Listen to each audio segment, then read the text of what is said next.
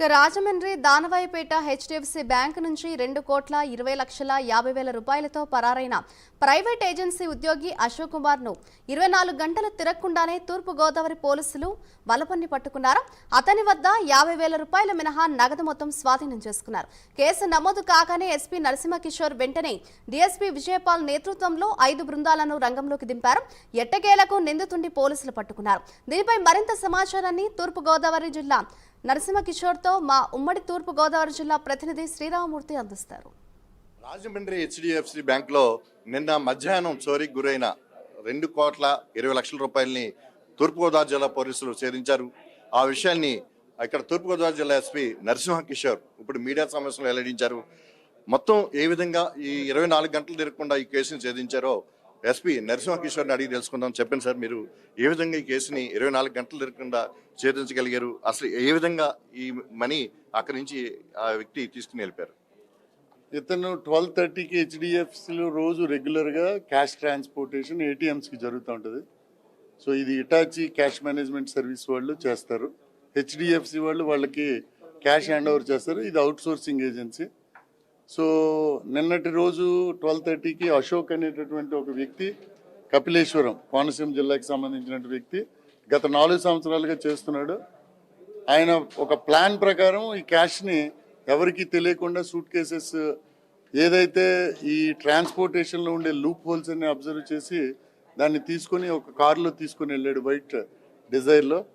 So ఒక 2 hours తర్వాత వాళ్ళు అది ఐడెంటిఫై చేసి వెంటనే పోలీస్ స్టేషన్ సెంట్రల్ జోన్ డిఎస్పీకి తెలియజేశారు. వెంటనే ఆయన నాకు చెప్పడం, సో ఆల్ టీమ్స్ వెంటనే సిఐస్ మొత్తం రాజమండ్రి టౌన్ కార్డన్ చేసాము. నెక్స్ట్ ఆల్ టోల్ గేట్స్ అన్నీ కూడా వెంటనే టీమ్స్ పంపాము.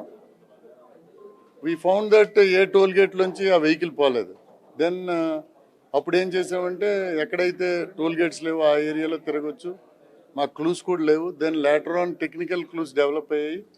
రాత్రి 1 o'clockకి అరౌండ్ మండపేట రోడ్డు పైన అతన్ని మన టీమ్స్ ఎమర్జ్ చేసి పట్టుకున్నారు. తర్వాత క్యాష్ రాజమండ్రిలోనే ఒక అపార్ట్మెంట్లో దాచామని చెప్తే అక్కడికి తీసుకొచ్చి రికవరీ చేశారు. దీంట్లో 2,20,00,000 రికవరీ చేసాం. ఒక 50,000 కారుకి రెంట్కి తీసుకున్న దానికి పే చేశాడు. అంటే కారుని 2 వారాల ముందే అద్దెకి తీసుకుని నడపడం అంటే ఒక పథకం ప్రకారమే అతను ఈ డబ్బుతోటి పరారయ్యాడు. Plan, he has got plan. ఆ ప్లాన్ తోటే ఆయన చేశాడు. అంటే ఇప్పుడు బ్యాంకుల దగ్గర ఈ లోపాలు ఉన్నట్టుగా ఏమైనా గుర్తించారా? ఈ అంటే ప్రైవేట్ ఏజెన్సీలు ఏటీఎంలో నిధులు పెట్టడం, బ్యాంకు నుంచి డ్రా చేసుకోవడం, ఇలా పట్టుకెళ్తాం. ప్రైవేట్ వ్యక్తులు కావడం వల్ల ఆ ఉద్యోగికి ఏమాత్రం బాధ్యత ఉంటుంది? అంటే లోపాలు అనే కంటే ఒక ఎస్ఓపి, అంత పెద్ద ఆర్గనైజేషన్లో ఎస్ఓపిస్ ఉంటాయి.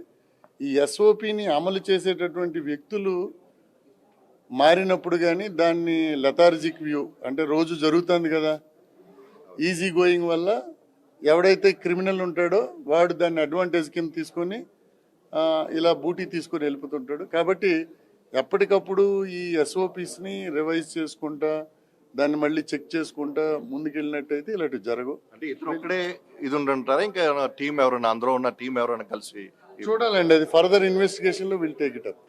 రాజమండ్రిలో శాంతి భద్రతల పర్యవేక్షణకు సంబంధించి మీరు కొత్తగా బాధ్యతలు తీసుకున్న తర్వాత కొంత ఫోర్స్ని రాత్రి వేళలో పెట్టడానికి అవి కూడా మీరు ప్లాన్ చేస్తామని చెప్తున్నారు. ఎట్లా సార్? నేను చూసినట్టయితే south zone DSP vehicle patrolling చేశారు, చాలా ఇంటెన్సివ్గా చేశారు ఏరియాలో. అంటే విజిబుల్గా నైట్ టైం 10 to 12:30 అలా తిరిగినట్టయితే ఇట్ హెల్ప్స్ అస్. బట్ చూస్తాం మిగిలిన ఏరియాలో కూడా తిప్పి ప్రజలకి ఎటువంటి ఇబ్బంది లేకుండా చూడాలి కూడా. So we are appealing all the public to support police during the patrolling and all in the nights.